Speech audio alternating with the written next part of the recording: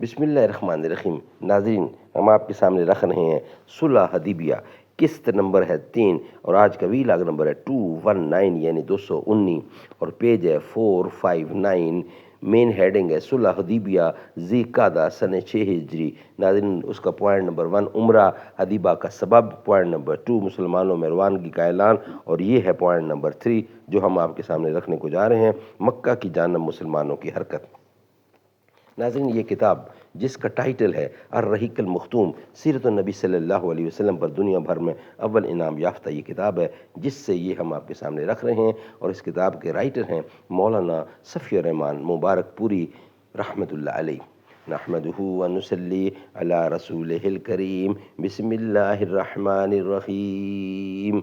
ملت کے ساتھ رابطہ استوار رکھ، پیوستہ رہ شجر سے امید بہار رکھ، تمنا آبرو کی ہو اگر گلزار ہستی میں، تو کانٹوں میں الجھ کر زندگی کرنے کی خو کر لے۔ تمنا آبرو کی ہو اگر گلزار ہستی میں، تو کانٹوں میں الجھ کر زندگی کرنے کی خو کر لے۔ مکہ کی جانب مسلمانوں کی روانگی، آپ کا رخ مکہ کی جانب تھا۔ ذوالحلیفہ پہنچ کر آپ نے ہدی کو کلاوے پہنا دیے۔ ہدی وہ جانور ہے جسے حج و عمرہ کرنے والے یا مکہ یا منی میں ذبح کرتے ہیں۔ دور جاہلیت میں عرب میں دستور تھا کہ ہدی کا جانور اگر بھیڑ بکری ہے تو علامات کے طور پر گلے میں کلاوا ڈال دیا جاتا تھا، اور اگر اونٹ ہے تو کوہان چیر کا خون پوت دیا جاتا تھا۔ ایسے جانور سے کوئی شخص تعرض نہ کرتا تھا۔ شریعت نے اس دستور کو برقرار رکھا، یعنی آپ کا رخ جب مکہ کی جانب تھا، ذوالحلیفہ پہنچ کر آپ نے ہدی کو کلاوا پہنایا، یعنی کوہان چیر کر نشان بنایا اور عمرے کا احرام باندھا، تاکہ لوگوں کو اطمینان رہے کہ آپ جنگ نہیں کریں گے۔ آگے آگے قبیلہ خزاع کا ایک جاسوس بھیج دیا تاکہ وہ قریش کے عزائم کی خبر لائے۔ عفان کے قریب پہنچے تو اس جاسوس نے آ کر اطلاع دی کہ میں کہب بن لوی قبیلہ کو اس حالت میں چھوڑ کر آیا ہوں کہ انہوں نے آپ سے مقابلہ کرنے کے لیے احابیش حلیف قبائل کو جمع کر رکھا ہے، اور بھی جمعیتیں فراہم کی ہیں، اور وہ آپ سے لڑنے اور آپ کو بیت اللہ سے روکنے کا تہیہ کیے ہوئے ہیں۔ اس اطلاع کے بعد نبی اکرم نے صحابہ کرام سے مشورہ کیا اور فرمایا، کیا آپ لوگوں کو یہ رائے ہے کہ یہ لوگ جو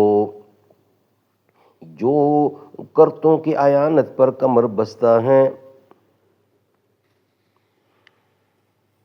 جو کرن کی اعانت پر کمر بستہ ہیں، ہم ان کے اہل و عیال پر ٹوٹ پڑیں گے اور قبضہ کر لیں گے۔ یعنی یہ لفظ جو ہے یہ ہے قریش۔ یہ لوگ جو قریش کی اعانت پر کمر بستہ ہیں، ہم ان کے اہل و عیال پر ٹوٹ پڑیں اور قبضہ کر لیں۔ یہ کوشچن کیا۔ اس کے بعد اگر وہ خاموش بیٹھتے ہیں تو اس حالت میں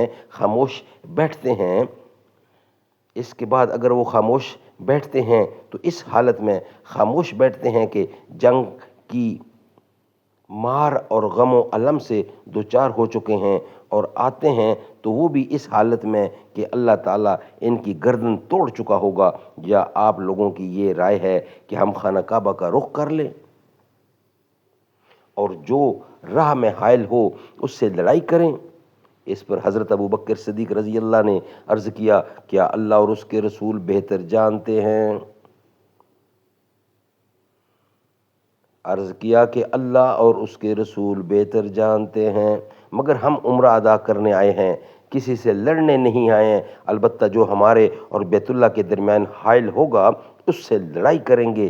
نبی اکرم صلی اللہ علیہ وسلم نے فرمایا، اچھا تب چلو۔ چنانچہ لوگوں نے سفر جاری رکھا۔ ناظرین، یہ تھی آج کی تیسری قسط جو ہم نے آپ کے سامنے پیش کی ہے۔ نیکسٹ ہوگا ویلاگ نمبر 220 اور قسط ہوگی چوتھی، اور ہیڈنگ ہوگا بیت اللہ سے مسلمانوں کو روکنے کی کوشش یہ ہم آپ کے سامنے رکھیں گے۔